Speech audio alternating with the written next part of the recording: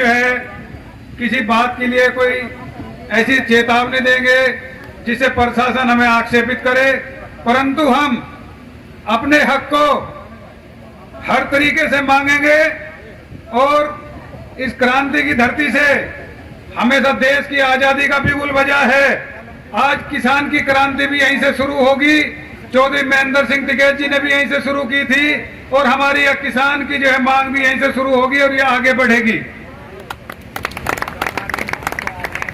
बहुत सारे विषय हमारी बहन जी जो वक्ता थी उन्होंने बहुत सुंदर तरीके से बताए और हमारे युवा साथी जो संचालन कर रहे हैं उन्होंने बहुत सारी किसानों की समस्याएं जो हाईवे के अंदर आती है वे सब पानी, नाली, चक्रोड़, अंडरपास, भूमि की पैमाश गलत तरीके से करना, सर्विस रोड, सभी मांगे आपके सामने रखी है। लेकिन मैं दो चार बहुत छोटी सी बात आपसे बताना चाह रहा, क्योंकि जब ये बन जाता है इसकी समस्याएं हाईवे की तब सामने आती हैं। जैसे कि आपके सामने ये हाईवे तैयार हो गया, जितने इस पर गांव पड़ते हैं, कोई गांव इस हाईवे से खुश है क्या? हाथ उठा के बताओ, कोई खुश है क्या? हर आदमी को मैं पत्रकार बंधुओं से निवेदन करना चाहता हूं, यह समस्या केवल किसान की नहीं है। जो भी किसी गांव से निकलता है वो हर आदमी इन हाईवे पर सुरक्षित है। क्या आप इन्हें हाईवे कहेंगे या 4 लेन सड़क कहेंगे? इस पर आप ध्यान दीजिए कि क्या जनता सुरक्षित है इन हाईवे पर? कहीं आपको सर्विस लेन दिखाई देती है? आपका यू टर्न, जैसे हमारे गांव फतेहपुर के साथी आए हुए हैं, सभी धर्मेंद्र जी, नवीन जी, सभी लोग आए हुए हैं, राजकुमार जी, उनके यहाँ फतेहपुर गांव का एक कट 2 किलोमीटर या तो उन्हें नहर नदी के पुल के पास से घूम कर आना पड़ेगा या क्रोधा हाथी से घूम कर जाना पड़ेगा। क्या आपने क्या लाभ दिया? जिस किसान की आपने जमीन ली उसका आधा भाग उधर रह गया, आधा उधर रह गया। आपने ये समस्या हर हाईवे पर है। प्रशासन पता नहीं क्यों ये महसूस करता है कि जब हम मांग के लिए जिलाधिकारी के यहाँ जाते हैं उन्हें लगता है कि क्यों प्रदर्शन करने आ गए, क्यों ये अपनी मांग रख रहे हैं। एक सहानुभूति पूर्वक विचार, एक जो देश के नागरिक के साथ, एक अन्नदाता के साथ होना चाहिए, वह सम्मान वहां नजर नहीं आता।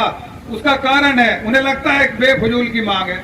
मैंने जिलाधिकारी महोदय से कहा कि गांव भैंसवाल गोरनी की जो रोड है, जनपद के सारे मुख्यालय उस पर पड़ते हैं, आप हमें बताइए कि आप कैसे वहां पे क्रॉसिंग देंगे, कैसे आप सड़क को क्रॉस करेंगे? कहते कुछ नहीं, बस ऐसे ही उतर जाइयो, ऐसे ही उतर जाइयो सीधे ही। ये जनपद के जहां अधिकारियों के जो 24 घंटे निगरानी में जो सड़क है, वे अपनी उस स्वयं की समस्या को भी पता नहीं क्यों हिचकते हैं। ये समस्या हमें भी समझ नहीं आ रही। अभी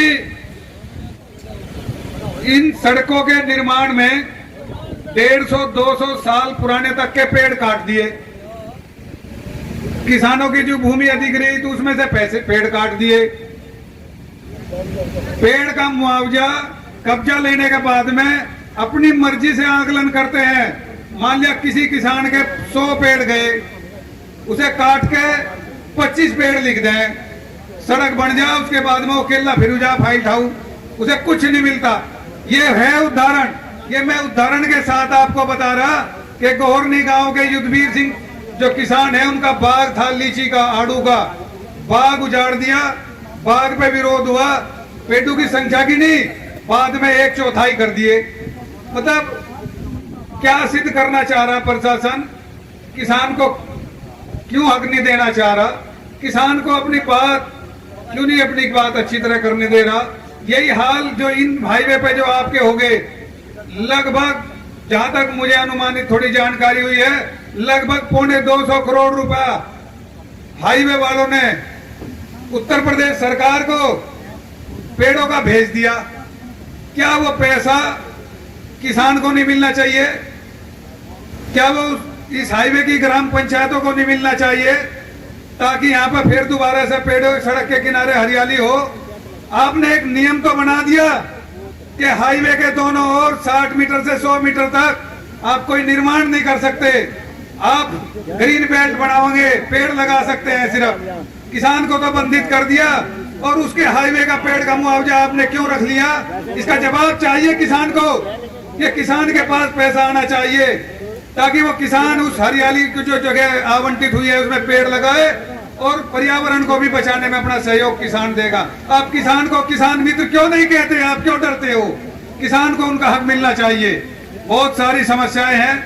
मैं अपनी जो है इस आश्वासन के साथ अपनी बात को समाप्त करता हूं कि किसान चाहे वो यमुना किनारे का हो चाहे गंगा किनारे का, किसान हर आदमी आपके साथ रहेगा इस आंदोलन में। जब भी आंदोलन होगा हम पूरी भीड़ के साथ वहां पहुंचेंगे। और प्रशासन ये भूल न करे कि यहाँ तो कम है, 2000 4000 आदमी है। ऐसी भूल गाजीपुर बॉर्डर पे भी की थी जब चौधरी साहब बैठे थे 150-200 किसान मान के। ऐसा धोखा ना खा जियो, इस धोखे को अपने दूर रखे। धन्यवाद। जय किसान।